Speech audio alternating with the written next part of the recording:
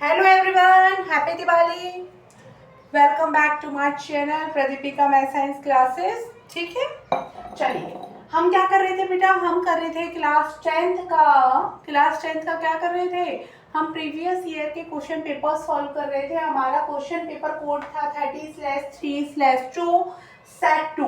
Okay, 20 तक के questions हम सॉल्व कर चुके थे। अब हम 21 नंबर करने वाले थे। इसमें दो पार्ट है बेटा। इसमें क्या है, ये अब आपके मल्टीपल चॉइस क्वेश्चंस नहीं है। अब आपको यहाँ पे क्या करना है, सॉल्व करना है।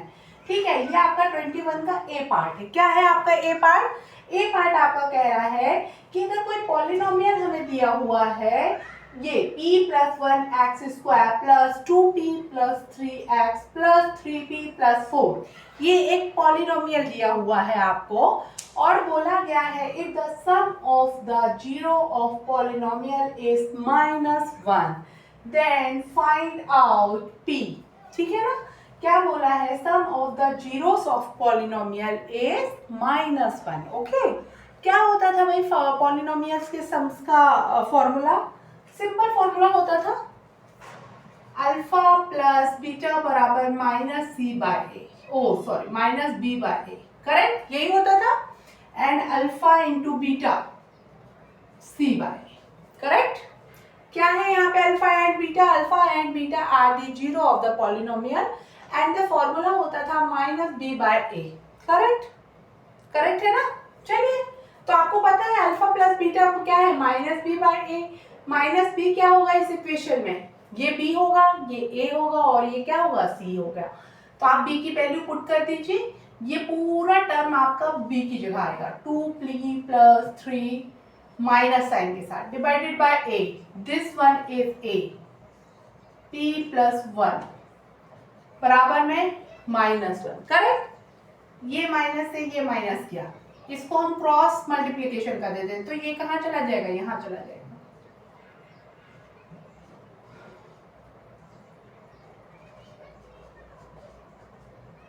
करेक्ट, ये p इधर आ जाएगा, ये 3 उधर चला जाएगा। जब भी हम किसी चीज को ट्रांसपोज करते हैं तो उसके सामने के साइन को क्या कर देते हैं, जस्ट अपोजिट हो जाता है। अगर प्लस है तो माइनस हो जाएगा, माइनस है तो प्लस हो जाएगा, मल्टीप्लिकेशन में है तो डिवीजन में चला जाएगा, और डिवीजन में है तो मल्टीप्लिकेशन में आ जाएगा।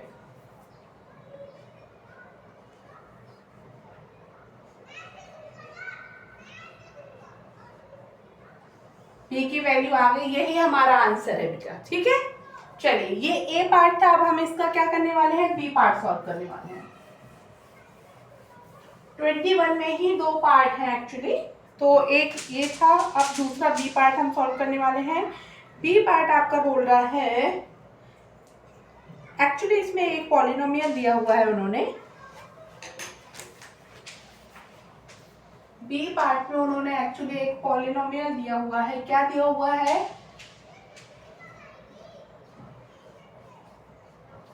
ये पॉलिनोमियल दिया हुआ है। ठीक है, अच्छा, उन्होंने बोला है हमें फाइंड आउट करना है 2a प्लस 2b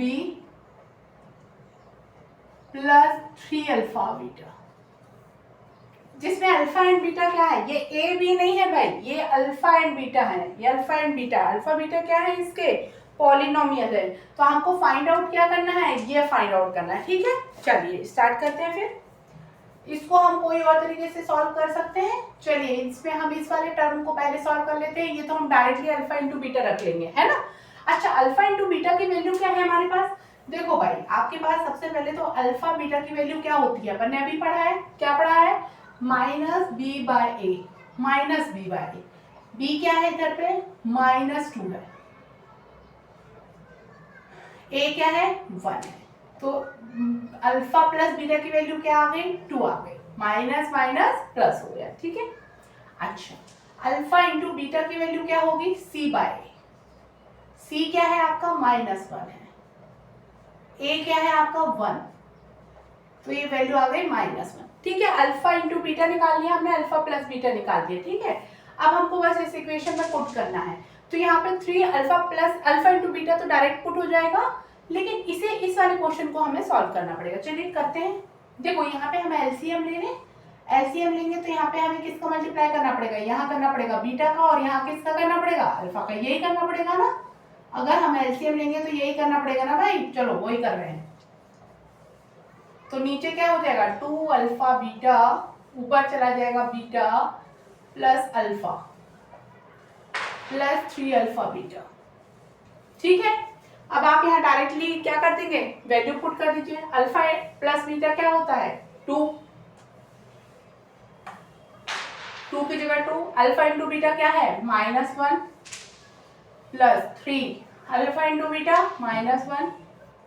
बस सॉल्व कर दीजिए, आंसर आ जाएगा। ये हो गया इन शॉर्ट -1, ये भी 3 से मल्टीप्लाई होके क्या हो जाएगा, -3 एंड -1, आंसर इज -4। इसको सॉल्व करने के बाद आंसर क्या आ गया, -4। Okay, bye.